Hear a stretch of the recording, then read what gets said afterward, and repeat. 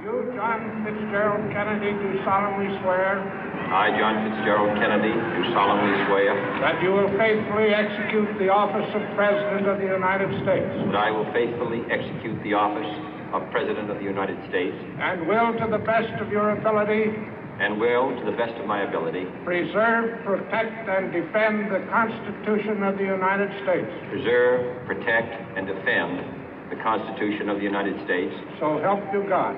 So help me God.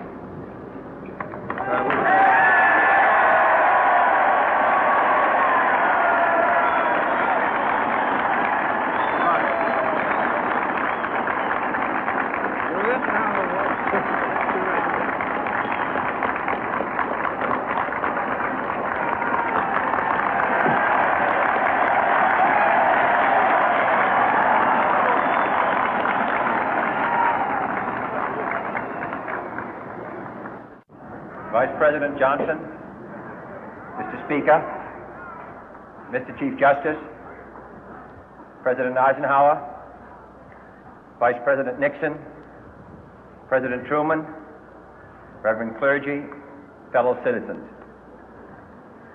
We observe today not a victory of party, but a celebration of freedom, symbolizing an end as well as a beginning, signifying renewal as well as change. For I have sworn before you and Almighty God the same solemn oath our forebears prescribed nearly a century and 3/4 ago. The world is very different now, for man holds in his mortal hands the power to abolish all forms of human poverty and all forms of human life. And yet the same revolutionary beliefs for which our forebears fought are still at issue around the globe. The belief that the rights of man come not from the generosity of the state, but from the hand of God. We dare not forget today that we are the heirs of that first revolution.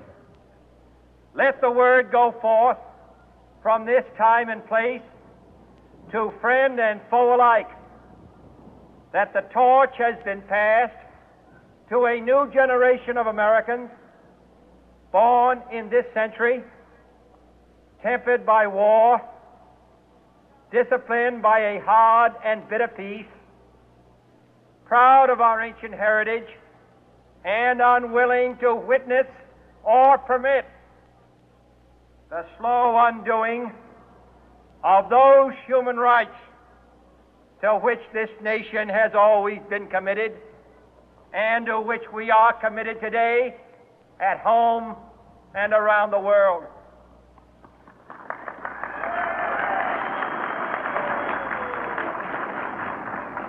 Let every nation know, whether it wishes us well or ill, that we shall pay any price, bear any burden, meet any hardship, support any friend, oppose any foe to assure the survival and the success of liberty.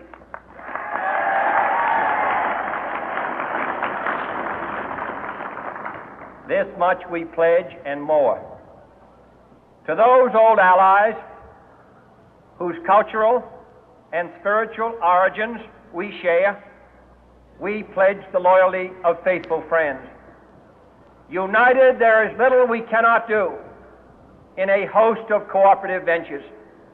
Divided, there is little we can do, for we dare not meet a powerful challenge at odds and split asunder. To those new states whom we welcome to the ranks of the free, we pledge our word that one form of colonial control shall not have passed away, merely to be replaced by a far more iron tyranny. We shall not always expect to find them supporting our view, but we shall always hope to find them strongly supporting their own freedom, and to remember that in the past, those who foolishly sought power by riding the back of the tiger ended up inside.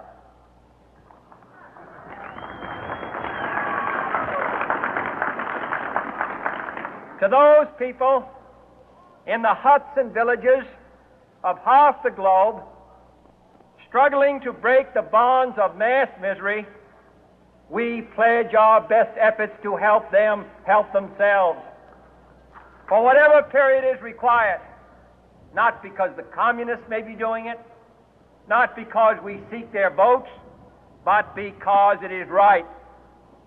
If a free society cannot help the many who are poor, it cannot save the few who are rich.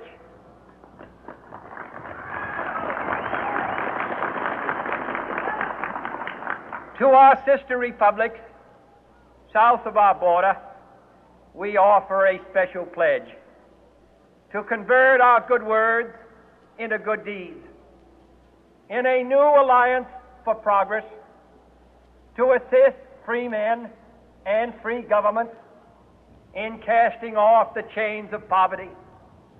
But this peaceful revolution of hope cannot become the prey of hostile powers. Let all our neighbors know that we shall join with them to oppose aggression or subversion anywhere in the Americas. And let every other power know that this hemisphere intends to remain the master of its own house.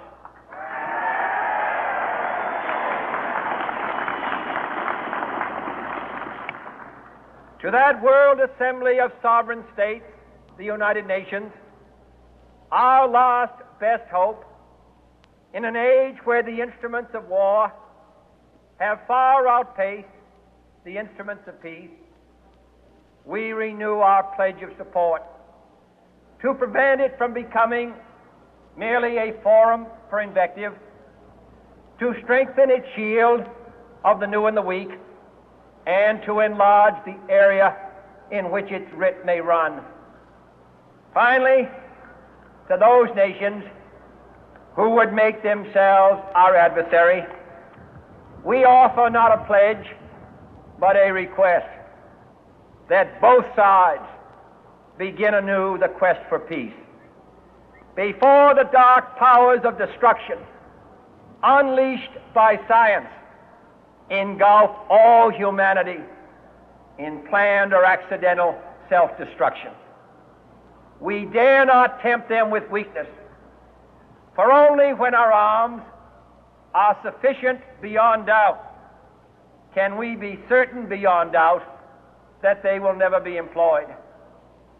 But neither can two great and powerful groups of nations take comfort from our present course, both sides overburdened by the cost of modern weapons, both rightly alarmed by the steady spread of the deadly atom, yet both racing to alter that uncertain balance of terror that stays the hand of mankind's final war. So let us begin anew, remembering on both sides that civility is not a sign of weakness, and sincerity is always subject to proof. Let us never negotiate out of fear, but let us never fear to negotiate.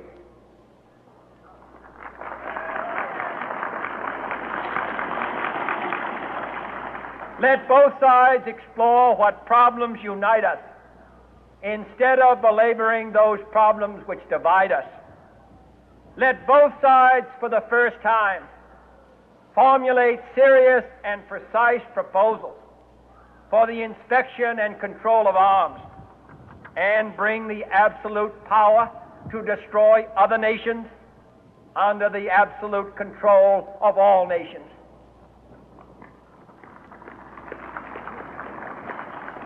Let both sides seek to invoke the wonders of science instead of its terrors. Together, let us explore the stars, conquer the deserts, eradicate disease, tap the ocean depth, and encourage the arts and commerce. Let both sides unite to heed in all corners of the earth the command of Isaiah to undo the heavy burden and let the oppressed go free.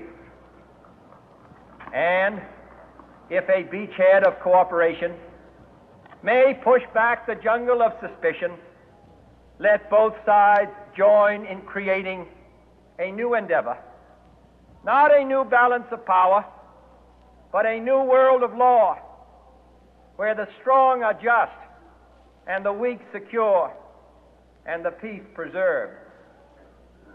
All this will not be finished in the first 100 days, nor will it be finished in the first 1,000 days, nor in the life of this administration, nor even perhaps in our lifetime on this planet.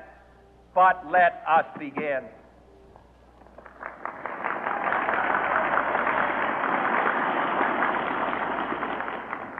In your hands, my fellow citizens, more than mine, will rest the final success or failure of our course. Since this country was founded, each generation